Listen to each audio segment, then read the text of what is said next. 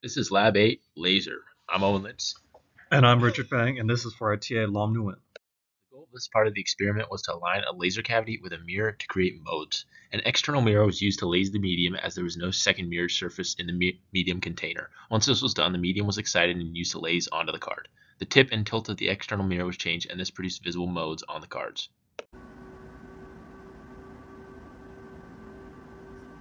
On this side, you can see some of the modes that the laser produced as we changed the tilt on one of the axes of the mirror.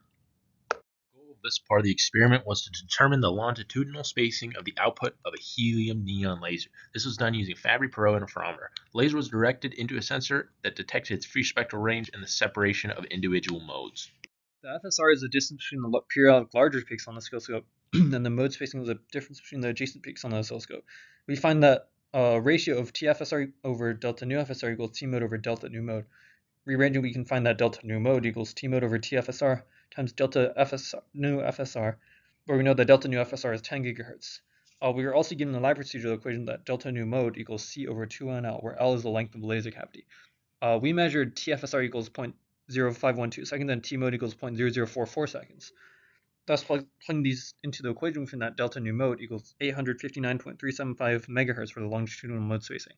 And using the given lab procedure equation rearranging, we can find the length of laser cavity of about 17.45 centimeters. We can also find delta nu mode by using our given equation and measuring cavity length of 0.18 meters.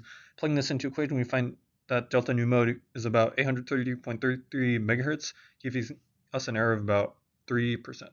And this is some of the screenshots from our oscilloscope data. For this part of the lab, the spectrum of a helium neon laser and a laser diode were measured. This was done using two mirrors that guided the laser into the detector of the OSA.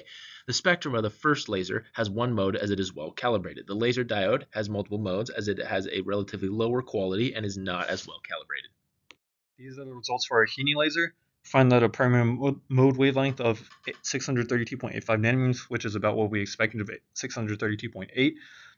Primary mode width of 0.0145 nanometers, and there's no mode separation because there's no second mode. For a laser diode spectrum, measured a primary mode wavelength of 651.9979 nanometers, primary mode width of 0.0139 nanometers, and a mode separation of about 0.1725 nanometers.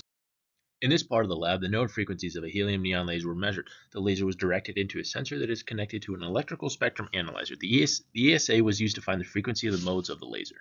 We were able to find two modes at 1749 megahertz and 809, giving us the delta nu mode of 860 megahertz, which we have an expected delta nu mode of 833.33 from the previous calculations, giving us an error of about negative 3.1%.